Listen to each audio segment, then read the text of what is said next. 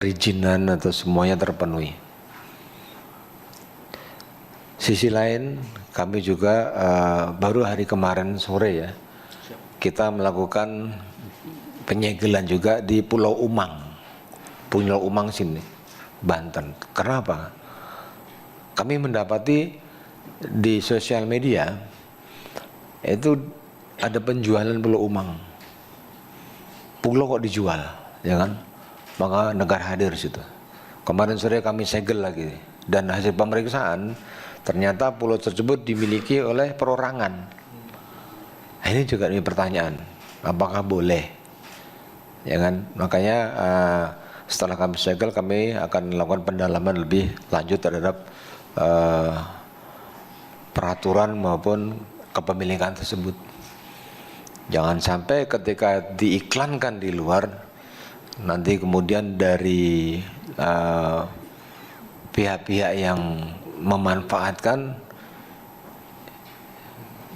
apalagi asing, bahaya. Ini hanya di seputaran Jawa Barat, Banten itu. Pulaunya indah. Ini bisa dilihat di video tersebut.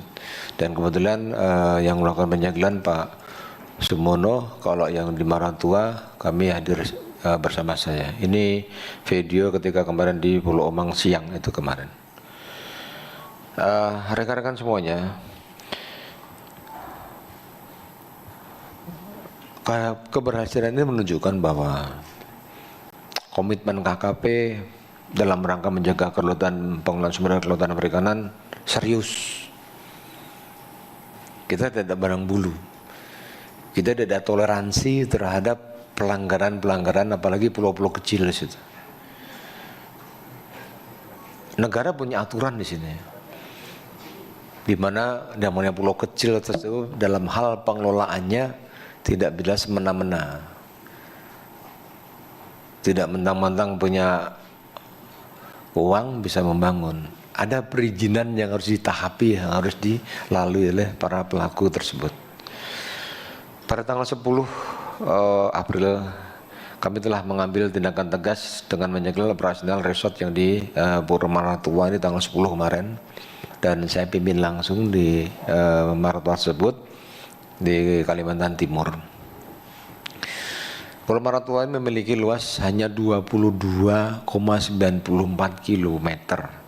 Jadi lebih kecil dari 100 km yang menjadi persyaratan sebagai pulau kecil.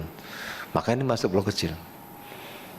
Sehingga disitulah perlu adanya pengawasan. Perlu ada justru diatur. Apalagi ini di perbatasan atau dengan wilayah-wilayah negara terdekat di situ. Dan hasil pantauan kami di situ, pulau tersebut termasuk kawasan strategis nasional tertentu, masuk dari hal list tersebut. Dari hasil pengawasan lagi, kami tanya-tanya penanggung jawab pembangunan di lapangan yang memiliki asing. Orangnya mana? Nggak ada Pak, di luar negeri. Jadi dia ditransfer uang, tapi kadang-kadang datang. Ini yang perlu komitmen tegas dari pemerintah pusat maupun Pemda setempat, bahwa dalam hal inilah mereka bangun villa-villa yang bisa dilalui hanya dari laut. Sementara kami hentikan di situ. Kegiatan ini mereka melakukan pelanggaran pemanfaatan ruang laut, karena di atas bangunan air tersebut dibangunlah di situ ada kotis-kotisnya, ya kan? Kalau nggak kita hentikan mungkin akan nambah lagi dulu. Berhenti dulu, ikutin aturan main di Indonesia ini. Makanya sebagai saya pengingat, saya tancapkan bendera merah putih di sana, biar mereka tahu bahwa ini wilayahnya bukan wilayah yang tidak bertuan, ya. Dengan status Pulau Marantua sebagai KSNT, kegiatan wisata bahari juga memerlukan perizinan berusaha wisata bahari dari KKP juga. Gitu. Kami bukan anti, kami bukan tidak mau dengan wisata, kami dukung wisata tersebut.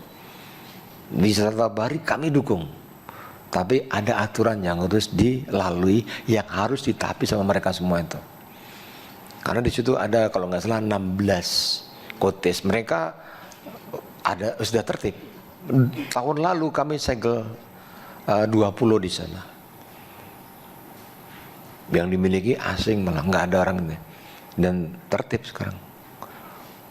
Karena kalau nggak seperti itu lama-lama nanti akan hilang lagi kayak Pulau Sebadan Likitan, diakui di sana karena pengelolaan di situ nggak ada orang kita yang ada. Nah itu yang kita harus jaga di situ. Jadi PSDKP atau KKP ini tidak hanya kapal saja, bahkan pulau-pulau seperti itu menjadi konsentrasi untuk pengawasan kita. Atas dasar hasil pengawasan, maka untuk mencegah dampak terhadap ekosistem yang lebih luas, maka kami ambil tegas menghentikan atau penyegelan tersebut. Selanjutnya pada tanggal 15 April terkait dengan isu penjualan Pulau Umang di Kabupaten Pandeglang, Banten yang viral di medsos. Ya kan? Ini kalau nggak cepat kami ambil tindakan, digoreng juga. Dan kami cepat ambil tindakan di situ.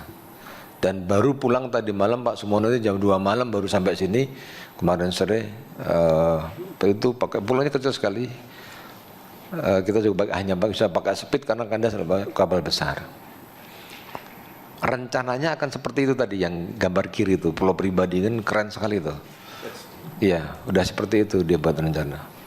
Itu dijual 65 miliar coba pulau di dalam negeri. Harus kita cegah ini. Nah, Bapak Ibu sekalian, hasil pemeriksaan dari hal tersebut menunjukkan PT GSM tidak menjual pulau katanya secara online dan iklan oleh agen properti telah dihapus karena kami lakukan pengawasan. Kalau nggak ditindak mungkin masih lanjut. Ya, ini menjadi perhatian kita semua bahwa kami juga terima kasih sama media, sama teman-teman semua. Kami mendapatkan informasi tersebut dari media online, dari semua, maka kami bisa cepat langsung bertindak di lapangan. Dalam hal mendukung geliat ekonomi di pulau-pulau kecil, kami sangat mendukung. Namun kepatuhan adalah harga mati. Ya, saya ulangi lagi, kepatuhan harga mati. Jangan semena-mena nanti, yang penting masyarakat bisa, nggak bisa. Ada aturan tahapan dulu supaya tertib. Ya, yang kami minta adalah kelola laut dengan bijak. Kelola laut dengan bijak supaya anak cucu kita di masa depan tuh masih bisa menikmati, masih bisa ini milik kita. Bapak Ibu sekalian, dalam kurun waktu 2 hari berturut-turut, tanggal 10, 11 April. Subscribe, share, like, and comment. Subscribe, share, like, and comment. Subscribe, share, like, and comment. Subscribe, share, like, and comment. Subscribe, share, like, and comment.